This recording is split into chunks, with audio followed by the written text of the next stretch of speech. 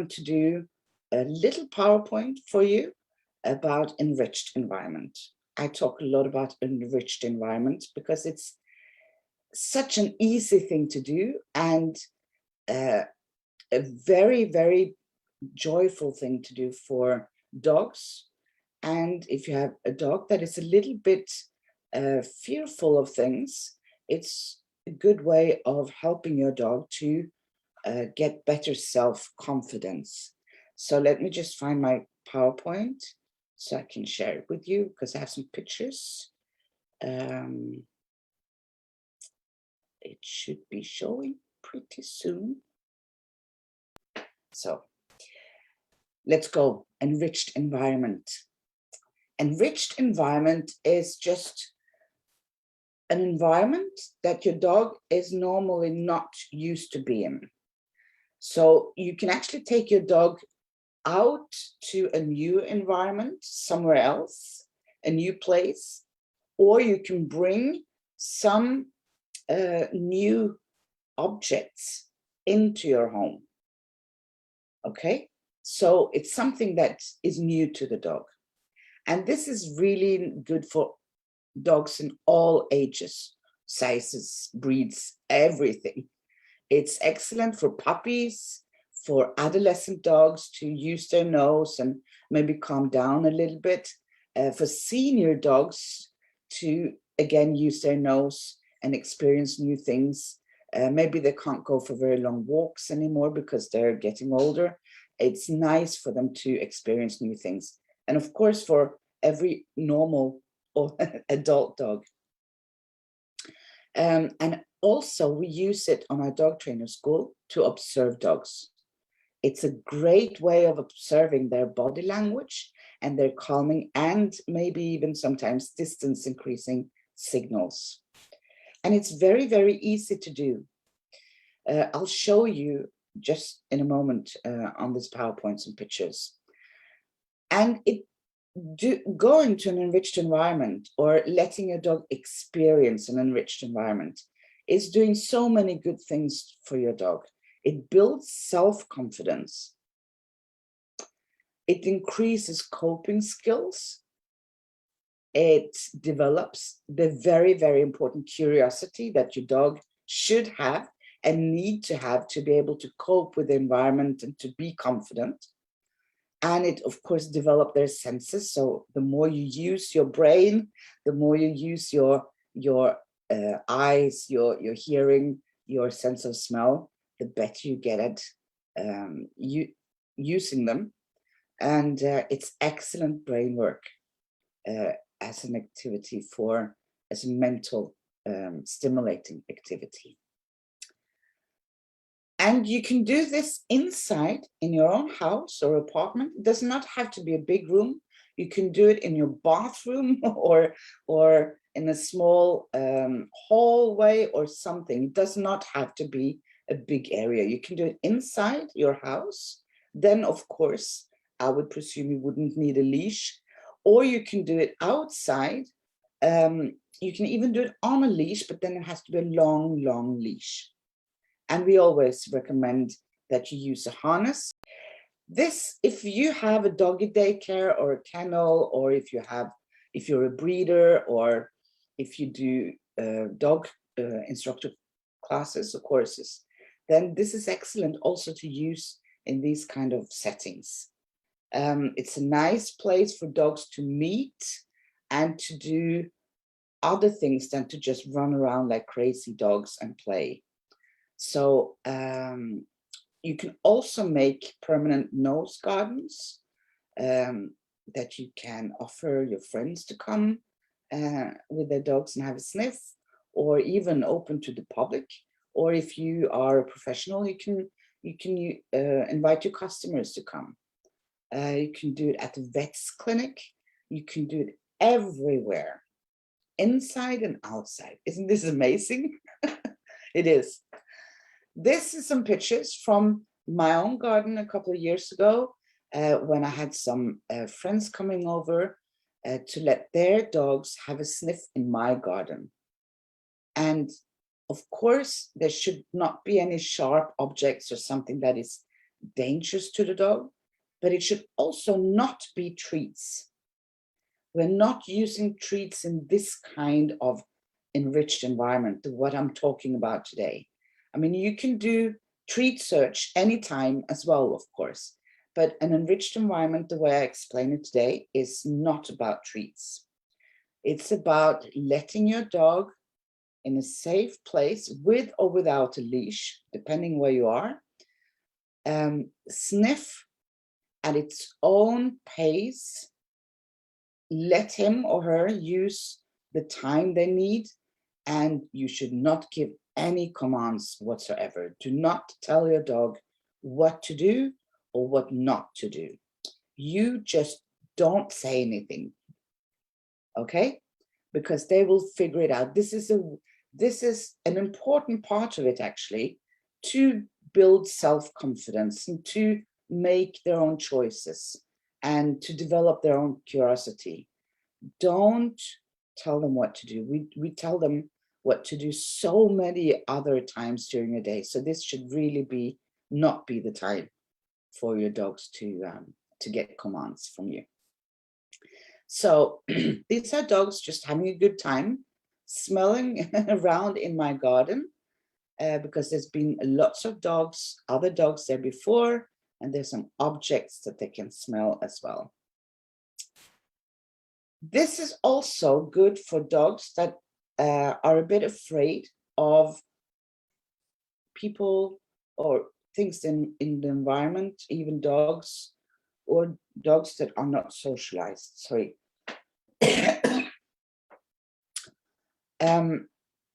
Because again, it builds confidence, and it helps them to relax, and it helps them to do something that they're really good at doing, which is using their nose.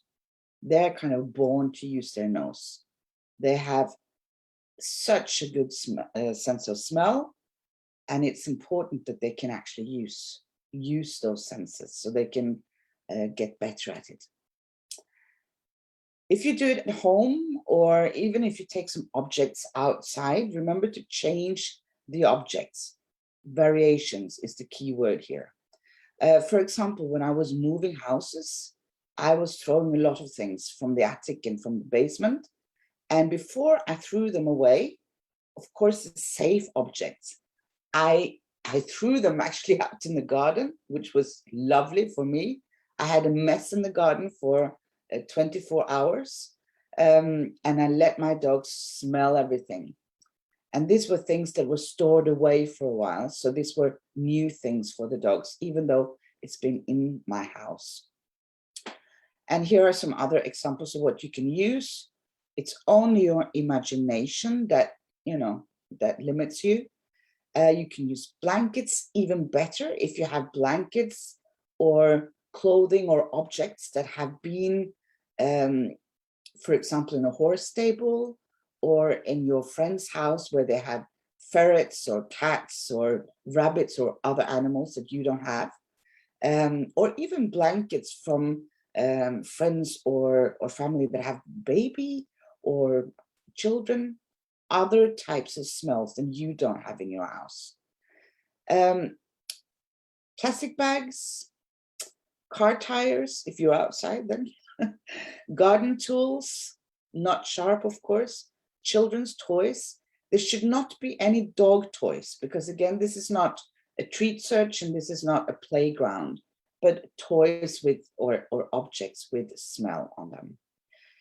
Things that makes noises when they're stepped on, if you have a dog that is not scared of that, but this is good for puppies, for example, to get used to different sounds and objects and smells. Things to crawl under or walk or balance over, you can also put in this kind of environment if you have anything like it, or if you're in the woods and there's a tree laying on the ground. You can use gloves, old t-shirts, hats, towels, buckets, or metal boxes that you can hang in the trees, for example. Maybe even have something inside them to make a little bit of a noise when the dog is pushing the metal box. or soft fabric that moves in the trees, plastic bottles, I think I said that before, empty or with something in it to make some kind of sound. Okay, the thing is, like I said, don't use food or treats, especially if you have dogs that don't know each other. So if you're working with dogs and you have a lot of dogs that you don't really know, or you think you know, but you don't really know, then for sure, don't use food because it can trigger food guarding. Okay, and again, this is not for eating, this is for smelling. And this experience must be nice and absolutely positive for the dog. We do not want to scare the dog in this environment. It should be fun and relaxing for the dog, or interesting and relaxing. When I say fun, I don't mean fun as in running around playing, but fun as an activity that the dog likes to do.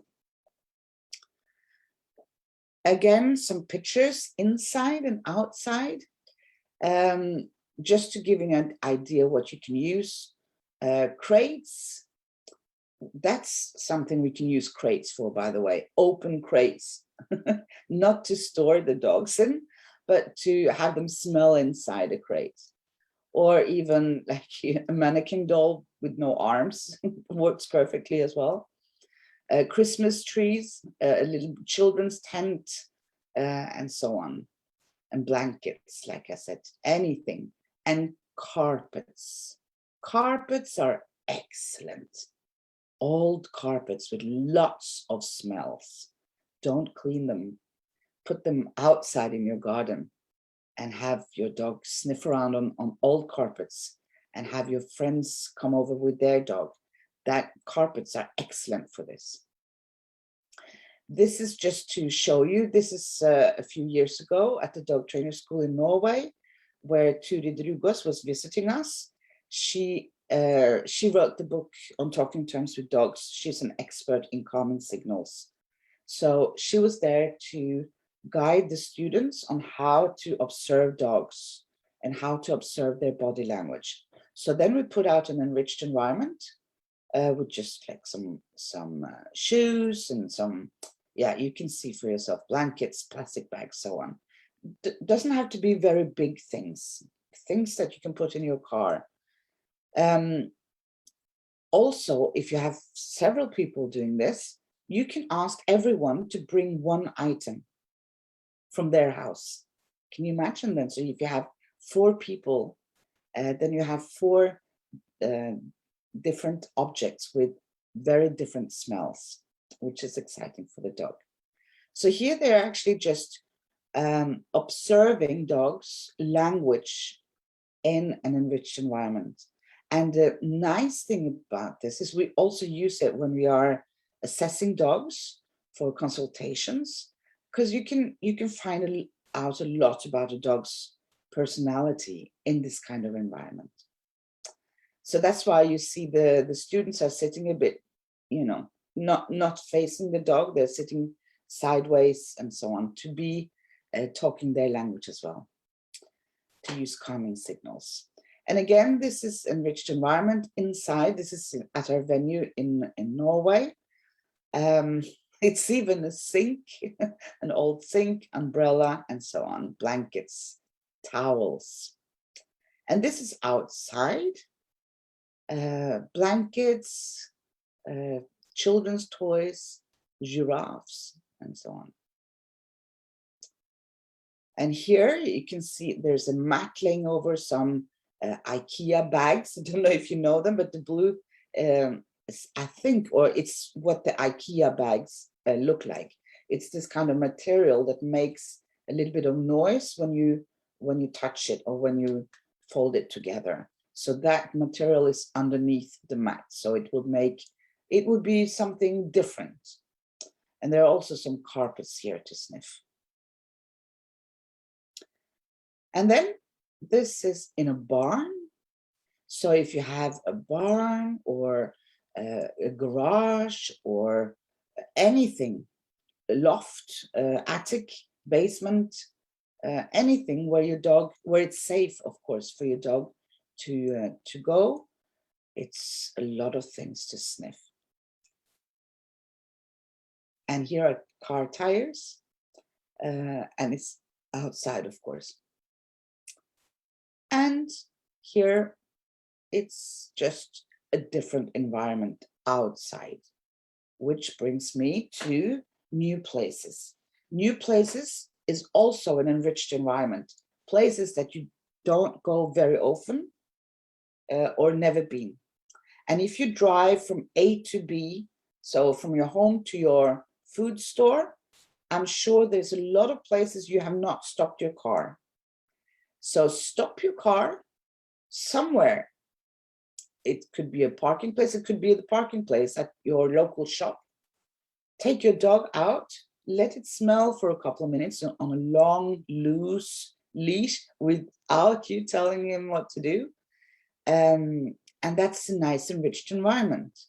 If there's been, now that COVID is, well, it's not over yet, unfortunately, but when when the world is back to normal, maybe you have a fun fair or a circus or even dog shows or even just dog courses, classes, somewhere where it's been dogs. It's a lot of smells there. So you can go and visit that place after the dogs has gone home, after the circus has packed up and left, and so on. Imagine just a bus stop with no people. There's been a lot of people, maybe dogs, and all sorts of smells on a bus stop. And it only takes a couple of minutes. You don't have to do this for half an hour. Your dog will tell you when he's finished, because then he's not bothered with it anymore. Or you can go to an outdoor museum, just any place where you don't go, where you've never been, or you very rarely go, very rarely go. A quiet, nice place where the dog can use its nose. It should not be a lot of disturbances.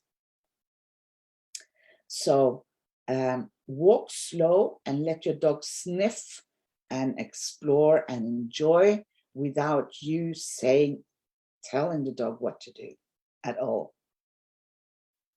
Okay, so I'm going to stop sharing. So today, take your dog to a new place that you've never been before with your dog, or bring some objects from somewhere else inside. What if my dog wants to play with all the objects? Then you should go somewhere with larger objects. Then the objects are too small. Yeah. Okay. So, like I said, try it. This is something you have to believe. You have to see it to believe it, because it has positive effects on all dogs, and your dog will probably be more tired if you do this today than if you go your normal walk, the places you normally walk your dog. And if you have a very fearful, very freeful dog, we can start with bringing objects from the outside to the inside.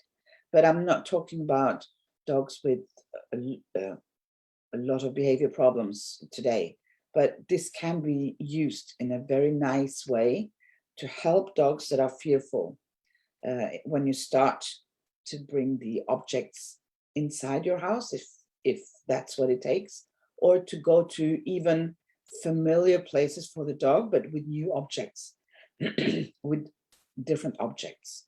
And never ever push or lure the dog. This is the last thing I'm going to say. Last thing is, don't lure the dog. What we tend to do is that we mean it well, and we have some treats maybe, and we throw it on the ground towards the object that the dog seems to be a bit wary about. Don't do that. If your dog do not want to approach the object, well, wait. And then if it doesn't want to approach it, fine, maybe tomorrow he will. They have to do it by themselves. They have to want to do it. That's how you build the self-confidence. If we lure them with the treat, they might go to the object because they want the treat, not because they're less afraid or wary about the object. Okay, so don't do that. Okay, thank you. Have a very nice day. Thank you so much. Bye.